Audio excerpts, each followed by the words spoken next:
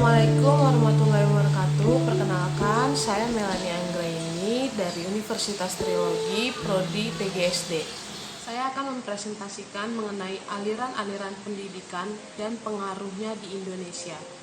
Pengertian aliran-aliran pendidikan yaitu pemikiran yang membawa pembaruan di bidang pendidikan. Jadi, aliran-aliran ini merupakan pemikiran-pemikiran tentang pendidikan yang telah dimulai pada zaman Yunani kuno hingga akhirnya berkembang dengan pesat di Eropa dan Amerika Serikat. Di dalam aliran-aliran pendidikan dan pengaruhnya di Indonesia, saya akan menyampaikan beberapa hal. Yang pertama, aliran klasik dalam pendidikan dan pengaruhnya di Indonesia.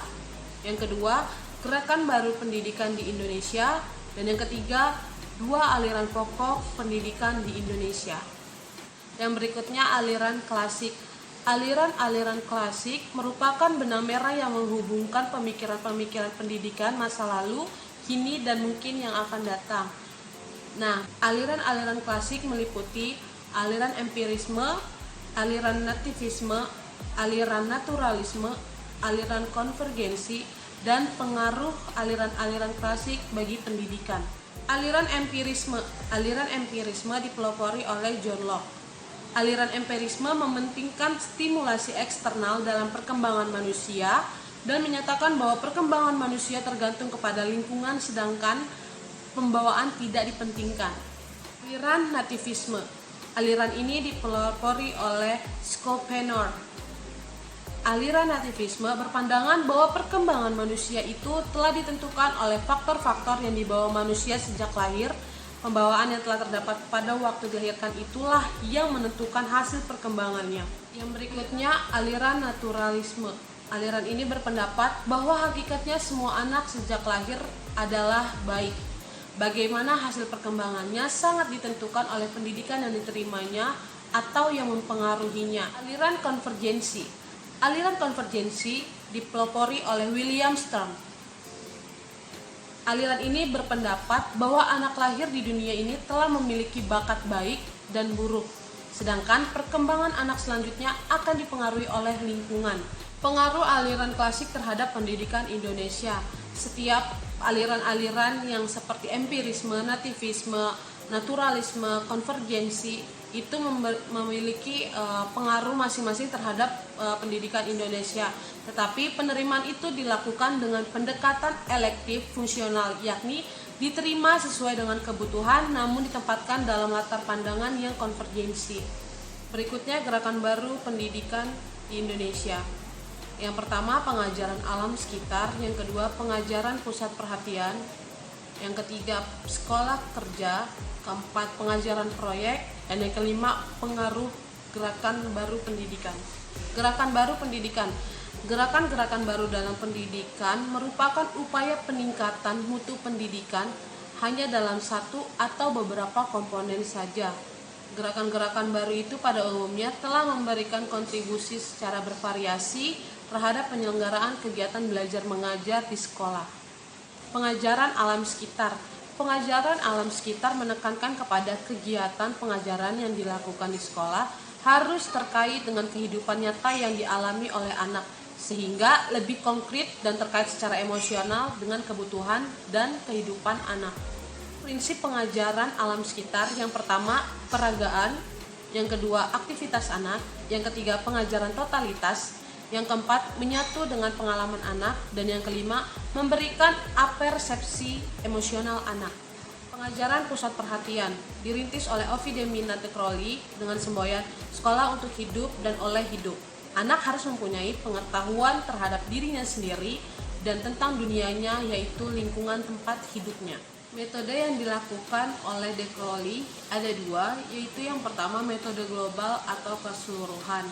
Dari hasil yang didapat dan diobservasi dan tes, dapatlah ia katakan bahwa anak-anak mengamati dan mengingat secara global atau keseluruhan. Dan yang kedua, pusat minat. Anak-anak mempunyai minat yang spontan. Pengajaran haruslah disesuaikan dengan minat-minat spontan tersebut. Berikutnya, sekolah kerja yang dipelopori oleh G. Kerstensteiner dan Arbit School. Menurut mereka, pendidikan tidak hanya demi untuk kepentingan individu, tetapi juga demi kepentingan masyarakat. Pengajaran proyek, anak bebas menentukan pilihannya, merancang, serta memimpin. Adapun pengaruh gerakan baru di Indonesia yaitu adanya muatan lokal dalam kurikulum untuk mendekatkan peserta didik dengan lingkungannya, berkembangnya sekolah kejuruan, pemupukan semangat kerjasama multidisiplin dalam menghadapi masalah, dan lain-lain sebagainya. Dua aliran pokok di Indonesia, yaitu ada perguruan kebangsaan Taman Siswa, dan yang kedua ruang pendidik INS Kayu Tanam. Perguruan kebangsaan Taman Siswa. Perguruan kebangsaan Taman Siswa didirikan oleh Ki Hajar Dewantara, yakni dalam bentuk yayasan. Selanjutnya mulai didirikan Taman Indria atau Taman Kanak-kanak dan kursus guru. Selanjutnya Taman Muda atau SD disusul Taman Dewasa merangkap Taman Guru. Asas-asas Taman Siswa yang pertama, setiap orang berhak mengatur dirinya sendiri, mengingat tertibnya persatuan dan perdamaian. Dan yang kedua, pendidikan yang diberikan hendaknya dapat menjadikan manusia yang merdeka. Yang ketiga, pendidikan didasarkan atas keadaan dan budaya bangsa Indonesia. Yang keempat, pendidikan harus diberikan kepada seluruh rakyat tanpa terkecuali. Yang kelima, bekerja sesuai dengan kemampuan dan kekuatan sendiri. Yang keenam, memikul beban belanja sendiri atau hemat. Yang ketujuh, pendidik harus mendidik dengan sepenuh hati, tulus, dan ikhlas. Jenis pendidikan taman siswa dibagi menjadi 6. Yang pertama, taman indria, yaitu taman kanak-kanak. Yang kedua, taman anak, yaitu dari kelas 1 sampai 3 SD. Yang ketiga, taman muda, yaitu dari kelas 4 sampai 6 SD. Yang keempat, taman dewasa, yaitu tingkat SLTP. Yang kelima, taman madya, yaitu tingkat SLTA. Dan yang terakhir, taman guru. Ruang pendidik INS Kayu Tanam.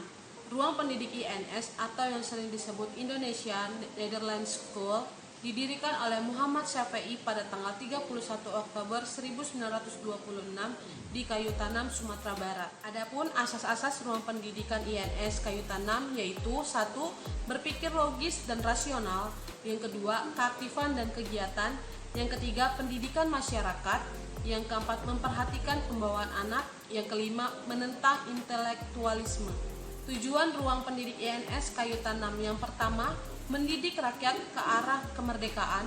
Yang kedua, memberi pendidikan yang sesuai dengan kebutuhan masyarakat. Yang ketiga, mendidik para pemula agar berguna untuk masyarakat. Yang keempat, menanamkan kepercayaan terhadap diri sendiri dan berani bertanggung jawab. Dan yang kelima, mengusahakan mandiri dalam pembiayaan. Usaha-usaha ruang pendidik INS Kayu Tanam ada 2. Yang pertama dalam bidang kelembagaan, yaitu menyelenggarakan berbagai jenjang pendidikan, program khusus untuk menjadi guru, yakni tambahan 1 tahun setelah ruang dewasa untuk pembekalan kemampuan mengajar dan praktek mengajar. Yang kedua, usaha mandiri, penerbitan sendi atau majalah anak-anak, buku bacaan dalam rangka pemberantasan buta huruf atau aksara dan angka dengan judul Kunci 13, dan mencetak buku pelajaran. Demikianlah presentasi dari saya mengenai aliran-aliran pendidikan dan pengaruhnya. Apabila ada kesalahan dalam kata dan penulisan mohon dimaafkan. Assalamualaikum warahmatullahi wabarakatuh.